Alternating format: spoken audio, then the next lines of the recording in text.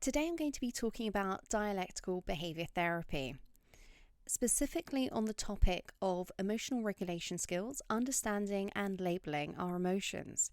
I'm Dr. Anna Georgiadis, clinical psychologist for the Brent Clinical Psychology Service.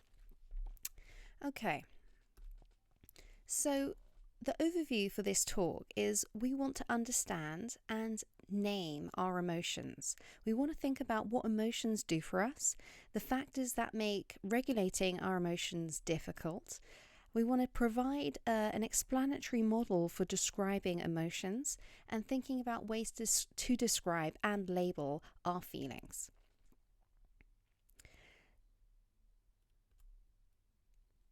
So the goals of emotional regulation, we want to understand and name our emotions. We want to decrease the frequency of unwanted emotions. We want to decrease our emotional vulnerability to them.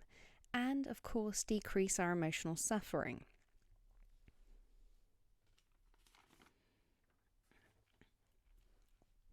So, what do emotions do for us? If we're thinking about the word emotion, what does it really mean? I like to break it down and think about the letter E. So E refers to elicit, and the rest of the word motion, it elicits motion. So emotion drives us and organizes us for action. It really makes us do something that's important for us. So what do emotions do for us? They motivate and organize us for action. They can communicate to and influence others, and they can communicate to ourselves. But what makes it hard to regulate our emotions? There are a number of things that can get in the way. For example, our biology, if we are particularly variable in terms of our emotional landscape, we might experience emotions a bit more extremely than other people. Some people are hardwired in different ways, and that's okay. Some people might lack the skill in the first place. They haven't learnt specific skills to regulate their feelings through no fault of their own. They just may have not had the circumstances in which to do so. And for example, there may be reinforcement of specific emotional behavior. So for example, some people may actually experience, say, more attention or care if they are shouting or crying uncontrollably compared to when they are having moments of calm. Environments like that actually reinforce that exaggerated and escalated emotional state. So it is understandable why certain emotions or expressions of emotions that may be very intense get reinforced in the long term. This might be just an inadvertent experience in one's environment, but probably not very helpful in the long term for that particular individual experiencing that. Another thing is about moodiness. Now, we might be driven by our mood state. So if we're feeling lethargic, can't be bothered, fed up, people might just say, actually, I'm not in the mood to try and learn how to regulate my emotions. The problem here, though, is that we are allowing our mood to dictate how we feel. And this is problematic because we are not allowing ourselves to practice skills despite how we feel. That's exactly the moment we need to be practicing our skills, even if we don't feel up to it. Another thing is about emotional overload. So, for example, if we are feeling particularly emotionally aroused, very intensely, feeling very intense emotion, we might not feel able to practice our wise mind or our rational thinking.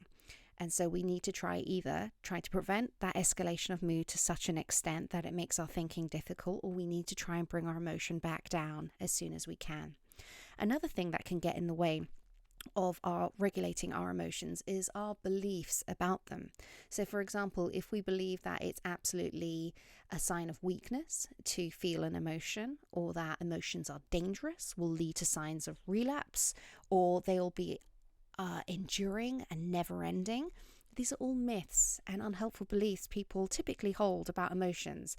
And the thing that we realize about emotions is that we need them. They need to be felt, and they do subside with time. And that's why we need to be so mindful of them, to experience them and let them ride out, because emotions are communicating something so important to us. They are much faster and more rapid in our body than our verbalizations or attempts to try and think and be mindful and, have a verbal description for events. If we sense we're in danger, it may be true, and it can guide us to action to say, move out of the way of a passing car. So emotions are very much needed and mustn't be avoided. So now let's think about each emotion and typical thoughts associated with each emotion and a specific action urge, like a tendency or wanting to behave in a certain way in response to each emotion. So, anger.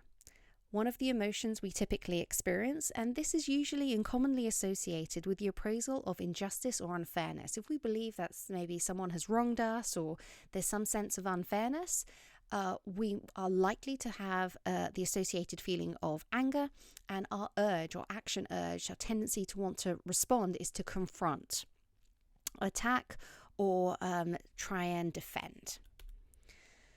With the next emotion of anxiety, the typical appraisal here concerns threat to ourselves or loved ones, and our action urge is to avoid, flee, and protect. Sadness. This typically concerns around events of loss, whether it's bereavement, grief, dashed expectations, and our action urge is to withdraw. In terms of guilt, the appraisal typically concerns blame and responsibility, and our want here is to repair, fix, or make amends. The emotion of disgust is connected to beliefs about contamination, and our action urge here is to repel and clean.